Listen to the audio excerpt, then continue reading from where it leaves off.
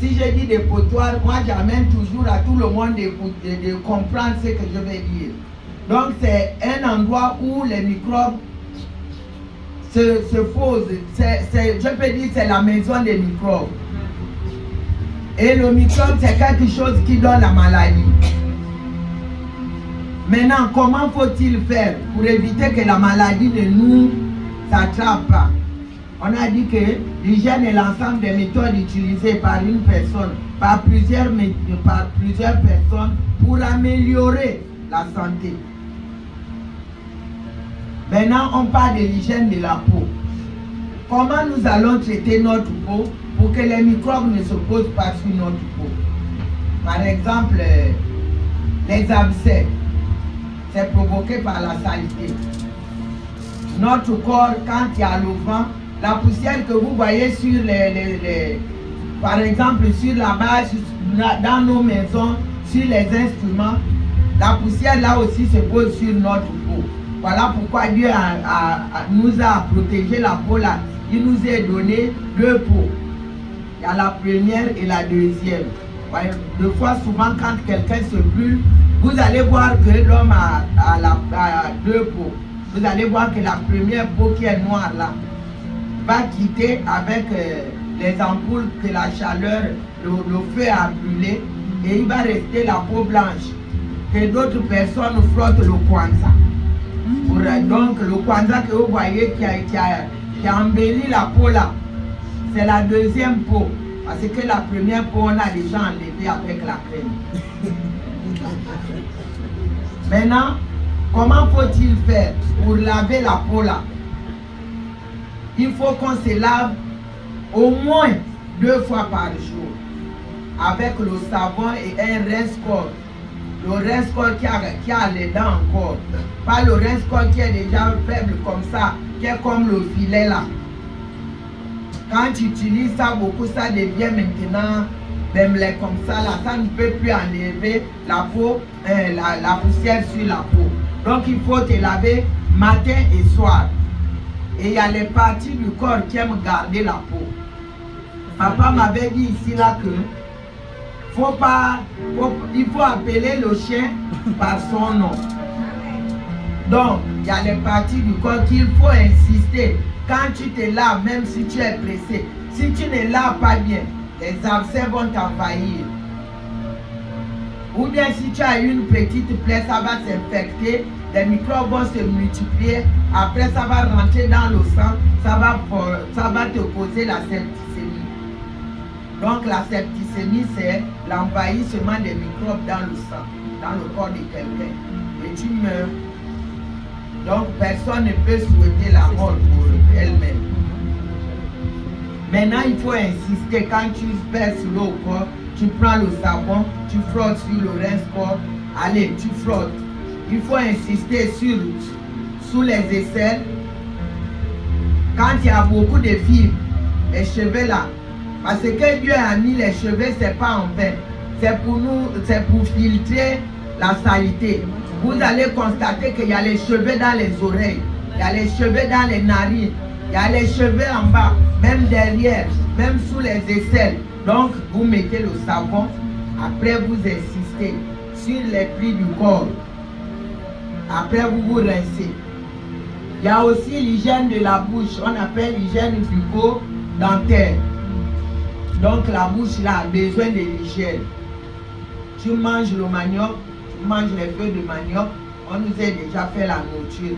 Après manger, quand on va partir fatigué et tout aller, nous allons tomber au lit, personne ne va songer à se brosser. Les parents qui aiment donner la sucrerie aux enfants, les biscuits. Après l'enfant va commander, la carie va s'installer, ça va ronger les dents de l'enfant. Après là c'est aïe, ouille, aïe, ouille, aïe, ouille. C'est bon quand l'enfant est encore bébé. Quand il a encore les dents de lait, les dents qui sortent avec lui, qui poussent en première position. Mais si les dents de lait là sont déjà tombées et que vous continuez à lui donner la sucrerie et que vous ne lui brossez pas les dents, si les dents là tombent, c'est fini. Ça ne va plus pousser. Là, il faut maintenant aller chez le docteur qui a étudié les dents pour qui il fabrique maintenant les dents, je ne sais pas avec quoi il fabrique ça. Donc après, on met la partie des dents qui sont tombées. Donc il faut se brosser. Même moi, je pensais que se brosser, c'est faire tchoukou tchoukou tchoukou tchoukou tchoukou tchoukou. Non, on se brosse avec une bonne brosse. Une brosse, on doit la changer. 3 mois, 6 mois, sincèrement, il faut déjà changer ta brosse. Parce que ça ne va plus enlever la saleté. Il y a la saleté qui va rester entre les dents. Et les microbes vont rester là. Ça va commencer à te ronger les dents. Ça va laisser les trous. Ça va te provoquer la carie. Il faut se brosser en haut, en bas.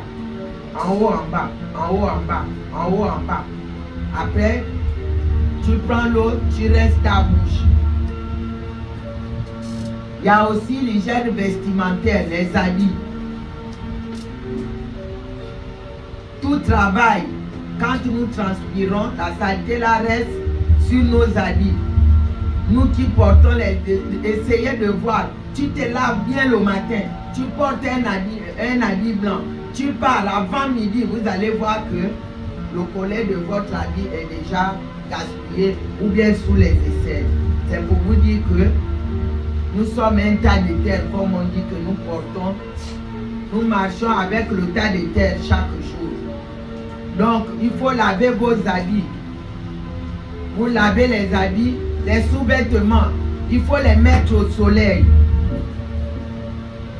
Quand tu laves tes sous-vêtements, tu les laves bien. Maintenant, après, tu prends la javel, tu mets dans un seau. Vous trempez vos sous-vêtements et vous installez. S'il y a l'humidité sur vos sous-vêtements, il y aura les mycoses. Et quand les mycoses vont venir, les mycoses n'ont pas pitié de quelqu'un. Tu vas commencer à faire devant les gens, tu tires le bord, après tu commences déjà à dégrader. Parce que le mycose fait gratter. Donc il faut garder les habits, il faut installer vos sous-vêtements. Maintenant, si tu constates que tu as les mycoses, il y a plusieurs qualités de mycoses. Il y a les mycoses qui viennent avec la petite gale, ceux qui viennent, les teignes là, ce sont les mycoses. La date, ce sont les mycoses. C'est un genre de mycose. Donc il faut bien vous laver. Les sous-vêtements là, bien lavés. Si tu vois que tu as les mycoses, c'est mieux d'aller voir un dermatologue. Il va te mettre sous traitement. Parce que si tu négliges, c'est mauvais si le mycose, parce que quand tu vas te mettre dans la vie, après tu ne vas pas bien laver les mains. Si tu manges, les mycoses là vont rentrer dans le ventre. Les mycoses là vont aller jusqu'à l'intérieur là-bas et c'est très dangereux. Donc il ne faut rien négliger. Se laver les mains après avoir allé là-bas au grand village. Quand tu reviens de là-bas, lave les mains. Il ne faut pas dire que non, mes mains sont propres. Sur les murs, il y a les microbes. Quelqu'un qui a marché sur les caca que l'autre a laissé là-bas. Toi aussi, si tu pars, faire ça là-bas, tu peux ramasser les microbes. Il y a même d'autres personnes, je vous assure. Il voit qu'il n'a pas le papier, il va utiliser ses propres mains pour enlever ça. Parce que si tu gardes ça, ça va sentir. Il préfère enlever avec ses mains. Moi, j'en ai vu. Quand les gens veulent embêter les autres dans les toilettes publiques, là, vous allez voir les 5 doigts de la main, des caca. On colle au mur comme ça, là. Tu vas te demander comment quelqu'un a fait pour utiliser ses propres mains comme papier hygiénique.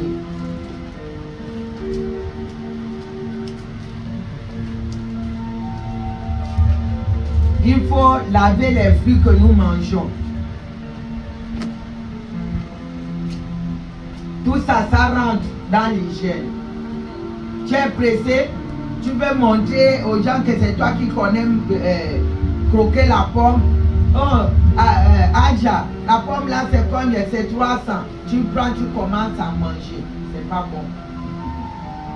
Prends tout ton temps, lave ta pomme. Il faut javeliser les fruits que nous mangeons. Même la salade là. Nous qui mangeons debout là, personne ne va dire qu'il ne mange pas debout. C'est faux. Tu sors le matin, tu pars au travail pour rentrer la nuit, tu vas aller quelque part. Là où la maman fait les sandwichs là. Tu sais comment elle a lavé la salade là, ou bien les fruits là. La fièvre typhoïde. Dans la salade là. La mouche qui était dans le caniveau, là où vous voyez les os là, avec les petits escargots noirs là, c'est les maisons de la fièvre typhoïde, le microbe de la fièvre typhoïde. Donc quand la mouche va suivre peut-être la graisse de la viande là-bas, va venir se poser sur la salade que Adja est en train de faire ses sandwichs, c'est fini.